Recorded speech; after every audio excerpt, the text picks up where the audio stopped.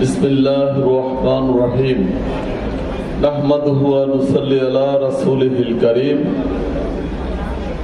আল Medina foundation Bangladesh কর্তৃক আয়োজিত সিরাতুন নবী সাল্লাল্লাহু আলাইহি সাল্লাম উপলক্ষে ইসলামী মহাসম্মেলনের আজকের এই অধিবেশনের সম্মানিত সভাপতি, অত্র এলাকার বিশিষ্ট ব্যক্তিত্ব ইঞ্জিনিয়ার মুনতাকিম সাহেব, উপস্থিত দীর্ঘক্ষণ ব্যাপী আলোচনা করলেন সাদিকুর রহমান আল আজাহারি, উপস্থিত আছেন আজকের এই অধিবেশনের প্রধান বক্তা খালেকুর রহমান সাহেব, অন্যান্য উলামায়ে কেরাম, সমবেত মুসল্লিয়ানে কেরাম, আসসালামু আলাইকুম ওয়া রাহমাতুল্লাহি ওয়া বারাকাতুহু। সম্মানিত ইমানদার মুসল্লিয়ান ভাই ও বন্ধুগণ, আল্লাহ রাব্বুল আলামিনের প্রিয় হাবিব রাসূলুল্লাহ সাল্লাল্লাহু আলাইহি সাল্লামের জিন্দেগির আলোচনা সভায় আজকে আপনারা দীর্ঘক্ষণ ব্যাপী উলামায়ে কেরামের মুখ থেকে আলোচনা শুনেছেন। আল্লাহ রাব্বুল আলামিন রাসূলুল্লাহ সাল্লাল্লাহু আলাইহি সাল্লামকে দুনিয়ায় প্রেরণ করেছেন রাহমাতাল লিল আলামিন হিসাবে।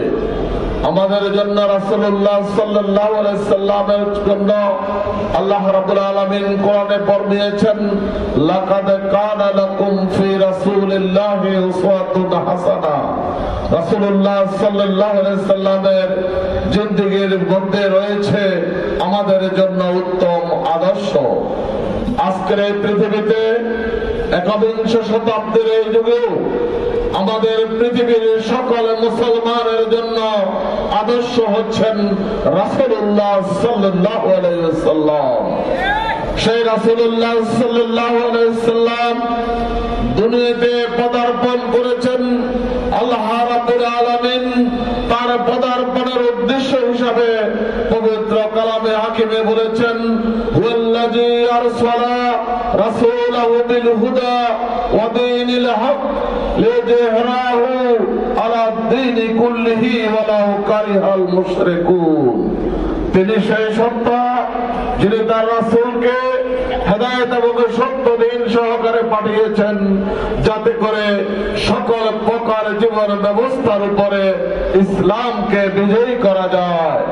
রাসূলুল্লাহ সাল্লাল্লাহু আলাইহি সাল্লামকে আল্লাহ রাব্বুল আলামিন পৃথিবীতে প্রেরণ করেছেন দ্বীনকে, ইসলামকে রাষ্ট্রীয়ভাবে বিজয়ী করার জন্য।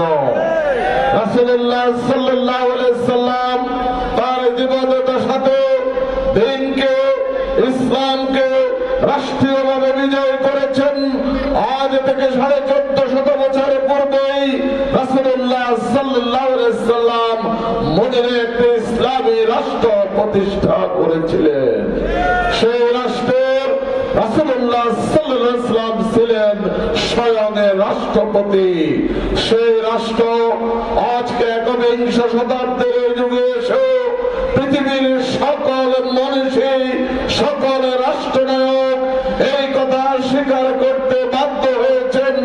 রাসূলুল্লাহ সাল্লাল্লাহু আলাইহি সাল্লামের সেই যুগ ছিল সোনালী যুগ। সেই রাসূলুল্লাহ সাল্লাল্লাহু আলাইহি সাল্লাম ছিলেন পৃথিবীর সর্বশ্রেষ্ঠ রাষ্ট্রনায়ক। প্রিয় ভাইরা আমার, আজকে বাংলাদেশ স্বাধীন হয়েছে 54 বছর। এই 54 বছরে অনেক সরকারের পরিবর্তন হয়েছে, অনেক দল ক্ষমতায় এসেছে, অনেক ব্যক্তি এমপি হয়েছেন, মন্ত্রী হয়েছেন, কিন্তু মানুষের ভাগ্যের পরিবর্তন হয় নাই। মানুষের ভাগ্যের পরিবর্তন করতে হলে আল্লাহর জমিনে আল্লাহর দ্বীনকে রাষ্ট্রীয়ভাবে প্রতিষ্ঠিত করতে হবে। সেজন্য আল্লাহ রাব্বুল আলামিন রাসূলকে প্রেরণ করেছিলেন।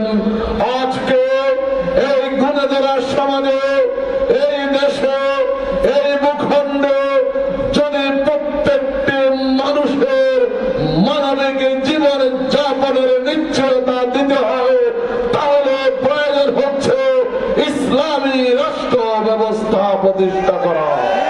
সেই ইসলামী রাষ্ট্র ব্যবস্থা প্রতিষ্ঠা করার লক্ষ্যে বাংলাদেশের জামাত ইসলামী এই ভূখণ্ডে কাজ করছেন। আজকে দেশের অধিকাংশ ইসলামী দল একত্রিত হয়েছেন আগামী জাতীয় সংসদ নির্বাচনে একে বাক্সে ইসলামের পক্ষে আপনাদেরকে ভোট দেওয়ার জন্য আহ্বান জানাচ্ছি। ভাইরা আমার, এই বাংলাদেশে ক্ষুধা, দারিদ্র, বেকারত্ব মুক্ত করতে হলে, এই বাংলাদেশে সন্ত্রাস, রাহাজানি, চাঁদাবাজি, বৈষম্য দূর করতে হলে ইসলামী রাষ্ট্র ব্যবস্থার বিকল্প নেই। তাই আসুন আগামী জাতীয় সংসদ নির্বাচনে সব খোদামেরও যোগ্য লোকদেরকে নির্বাচিত করুন, যারা সংসদে গিয়ে কোরআনের পক্ষে আইন রচনা করবে। এমন কোন সন্ত্রাসীকে, চাঁদাবাজকে, দখলদারকে নির্বাচিত করবেন না, যারা সংসদে গিয়ে ইসলামের বিরুদ্ধে আইন পাস করবে।